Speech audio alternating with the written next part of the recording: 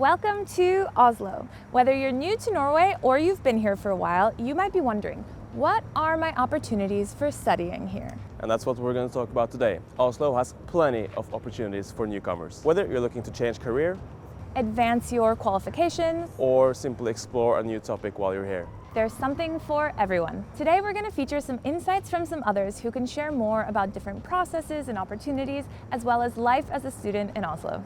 All right, let's break it down step by step.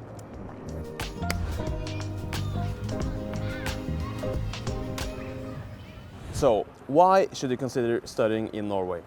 Well, for starters, Norway's higher education institutions are known for high academic standards, modern facilities, and innovative teaching methods. And did you know that several Nobel Prize winners studied or were affiliated with Norwegian universities? No way! That's very cool. Many programs are offered in English, making it accessible to internationals. From our insight and the service that we've done, we see that our applicants choose UIO because of our study programs. The academic content is the most important reason why they choose UIO. And we have 60 plus master degrees taught in English, so there's a wide range from data science to international community health, peace and conflict studies, human rights, and very specific niche studies like Ibsen studies. And after finishing your study program, you can also stay in Norway for up to 1 year to look for work. A great opportunity to kickstart your career here. I came to Norway to work and then wanted to future-proof my career a little, so I decided to do a master's at Aho. I have been working for 6-7 years, thereabouts, full-time since 2019. So about 6-7 years, and I only have a bachelor's degree right now. And I've seen in Norway that a lot of people have masters and it adds a little extra edge for you, so yeah. The program I'm doing right now is in English, so it's very helpful for me to not have to figure out learning a full degree in Norwegian. From what I've seen, it really depends on what you're studying, but I have a bunch of friends that came here as international students for their masters and did their degrees in English. My partner got a job here in Oslo. Living in Scandinavia was a dream for us. So I came here after him and I checked for some of the courses which suits my bachelor's degree. And I found few courses in OsloMet, which was perfect for my ideas. When I came to Oslo, the first thing I noticed was the very well-connected public transportation system and well-designed payments for pedestrians, and it was the perfect place to study transport and urban planning. So I chose this course. It was easy. One of the big reasons was I had this applied AI course in OsloMet. So that was one of the major reasons I didn't want to choose any other things. I don't like to write, theoretical exams. So Oslo, and then also my dad lives in Norway. So the education system here might be different from what you're used to. Norway's institutions include universities, specialized institutions, and university colleges, each offering bachelor's, master's, and PhD programs. Universities, universiteter, focus on academic and research-based education, making them ideal for degrees in natural sciences, humanities, law, and more. University colleges, or høyskoler, emphasize practical and professional training, perfect for careers in teaching, nursing, or engineering. Some even offer shorter vocational programs. Then there are specialized institutions focused on fields like art, design, and business, and shorter vocational programs at fagskoler for those who want hands-on education in fields like healthcare, IT, and engineering. Together, these options create a flexible education system that caters to different needs and career paths. Typically, bachelor's degrees take 3 years, master's programs last 2 years, and PhDs are often paid positions, meaning you'll earn a salary while completing your research. Explore specific programs and get more information at studyinnorway.no. I've also heard that studies in Norway can go at a different pace and that there's not so much pressure here to finish early. Yeah, that's true. And actually, college and university students in Norway are some of the oldest in Europe. Around 25% are over the age of 30. Nice. Never too late. And it's super common for students to take a gap year or to come back to their studies after working for a while. At first, I thought it was going to be strange going back to school, but the course I'm doing specifically is designed for professionals with working experience. So I'm actually one of the youngest in my class. A lot of people are much older than me and have way more experience than I do at work. So if you're thinking about applying, make sure to check the deadlines in advance. For most autumn semester starts, the deadlines are sometime in the spring. Yeah, I applied when I was working in India, and it was fairly simple. Everything was on one portal, and then you didn't need to apply to different universities in different formats. So it was pretty straightforward, I would say, and pretty easy, to be very honest. I applied after coming here. The website, Students Web, was kind of really easy to navigate through. UIO has relatively early deadlines for our international applicants. So check our website to see when the deadlines are. We have application guides based on which country you come from and where you did your application, so you can get a really detailed list of which documents you need to submit with your application. Entry requirements can vary depending on the program and your background. For bachelor's programs, you'll need to meet the Higher Education Entrance Qualification GESU standard. And for master's programs, you'll need a relevant bachelor's degree and sometimes a minimum grade average. Language requirements are also key. English programs usually require TOEFL or IELTS scores, while Norwegian programs require documented Norwegian proficiency. If you've completed a degree abroad, the Norwegian Directorate for Higher Education and Skills assesses and recognizes qualifications for work or study in Norway. Well, studying in Oslo sounds great, but how much does it cost? Well, universities are free for EU and EEA students. But from 2023, non-EU or EEA students have to pay tuition fees, which of course vary between institution and program. After that, all of the educational sector in Norway experienced a huge drop in the number of international applicants. So we really want to see that change and increase the number of students from outside of EU on our campus again. The University of Oslo is the #1 research institution in Norway, and we need an international classroom to have the best debates and discussions to solve the world's problems. However, the issue of tuition fees for non-EU and EEA students is currently being debated in Oslo, so this may change in the near future. And there are also other costs. Living expenses can be high in Oslo, so budgeting is important. It's often recommended for students to budget and expect to spend around 14,000 Norwegian kroner per month on living expenses, including housing, food and transport. Oslo, it's not a cheap city. It can cost quite a lot to live here. The prices of food going out are quite expensive. But there are a lot of ways around it if you're a student.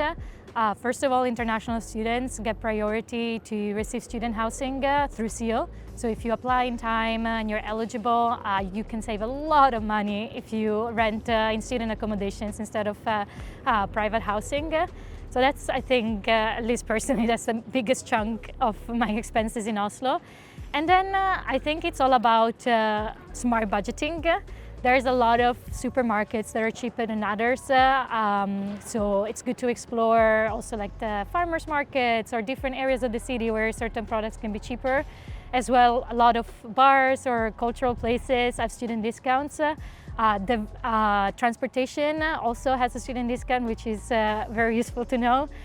So I think if you're a student and if you're young especially, you can really find ways to save a lot of money in the city. The work-life balance in Norway allows you to combine working and studying. Even though obviously studying should be 100% work, you are able to work part-time while studying. Non-EU or EEA students can work up to 20 hours per week during the semester and full-time during holidays. If you qualify, Lånekassen offers loans and grants. And it's worth mentioning that student loans are interest-free during your studies. And don't forget, students from outside the EU or EEA need to show proof of funds in order to get a study permit. I think it's been a bit expensive because I have to pay tuition fees, so it's something I had to plan for ahead and save for. So every semester I'm saving a little extra to be able to make up the tuition fee at the beginning of the next semester.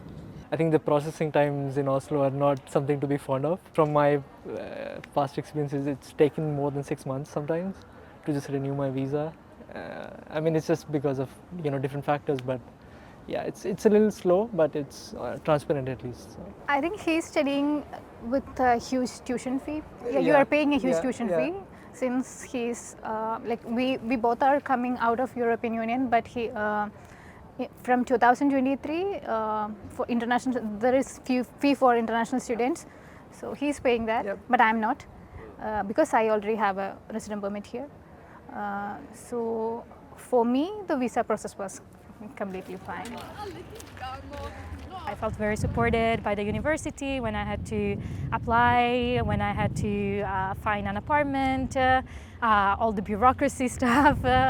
It was quite accessible. It was also all available in English. I do feel like I get more support from the municipality, honestly, than the university at times. I think because most of the students at the University of Oslo, where I study, are Norwegian. So a lot of their activities throughout the semester are catered to Norwegians. So I feel like when I need maybe a bit of more community or learn how to tailor my CV to the Norwegian job market, I get a lot of support from the Municipality of Oslo, which has been really useful. I love coming here. Whenever I have a break between classes, I just lay on the grass.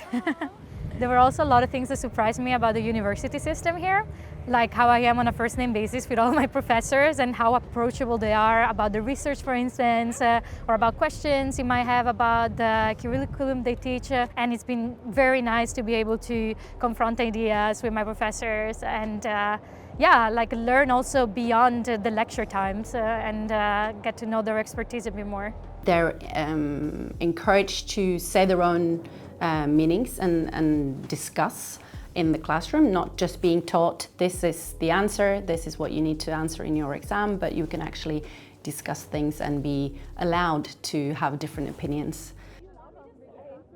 Life as a student in Oslo isn't just about studying and exams and lectures. I think Oslo has a lot to offer in terms of social activities for students, even international students.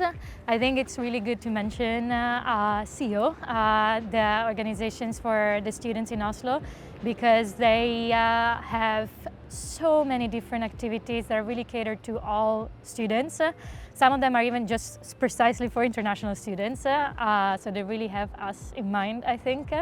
At the beginning of every semester, they organize this amazing thing, which is a student associations fair, where you essentially get to know about all the different sorts of student groups that there are in Oslo.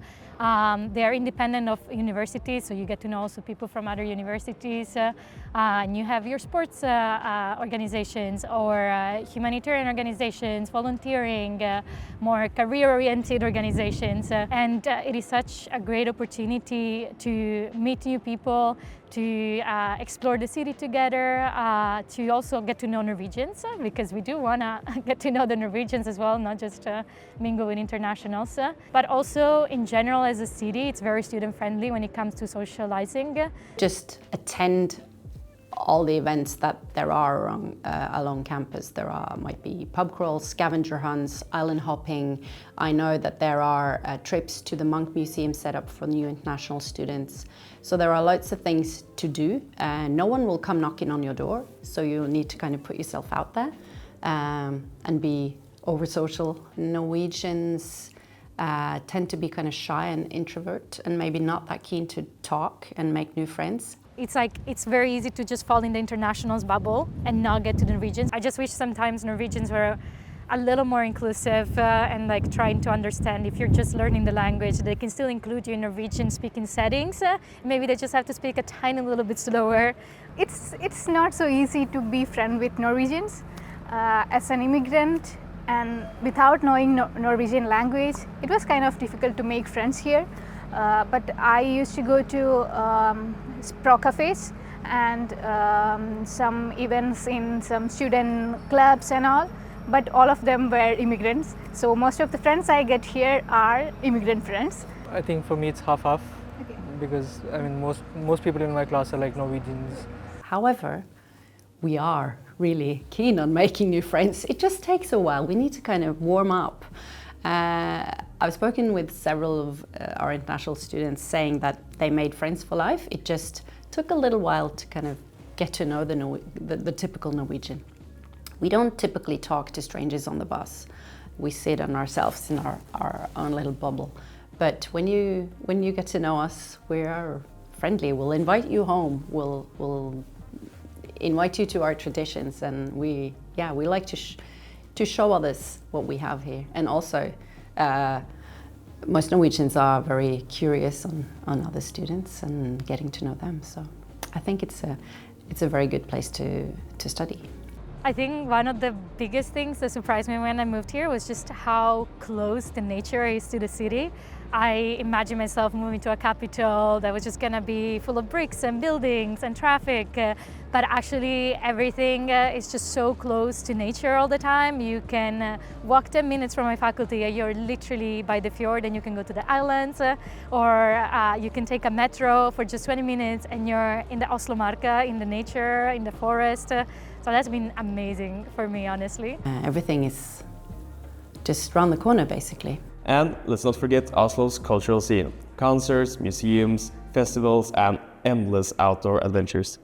The best thing about my course is we didn't have a written exam. Every exams were projects and presentations. So since I'm studying urban planning, my projects were all about walking around the city and finding some issues in the city. So after the lectures, I used to go to the city center, or sometimes Grønland area or Bjørvika, or one project was in Drammen and another was in Lillestrøm. So what I used to do was, even though it was a part of my studies, I used to enjoy it, walking through the fjords or hiking to Holmenkollen or Vettekollen. That was nice. I think one of the things I still find most surprising here, at least for my course, is that there are no grades. It's just pass or fail. So it feels like the teachers are more concerned about you actually learning and showing what you learned versus grading you on an A, B, C, D, E type of level. I'm a vegetarian. I'm coming from India. We have almost everything in vegetarian and non-vegetarian. Like when I came in, I was like, oh, I can't find vegetarian food outside. Like not that many options as I'm used to. So yeah, that was something. Studying in Oslo has been less exhausting than I thought it would be going back to school. Oslo is a welcoming city where everyone can feel safe and be who they want to be. I am personally in love with this country. I'm very happy that I moved to Oslo. I'm very happy that I moved to Norway, and I really want to make it my home. We hope that this guide has been helpful for you to explore your study options in Oslo and hopefully start taking some first steps. Education in Oslo isn't just about getting a degree, it's about gaining new perspectives and building a future. Welcome to Oslo. Welcome to Oslo. 3, 2, 1. Welcome to Oslo. Welcome to Oslo. Yes.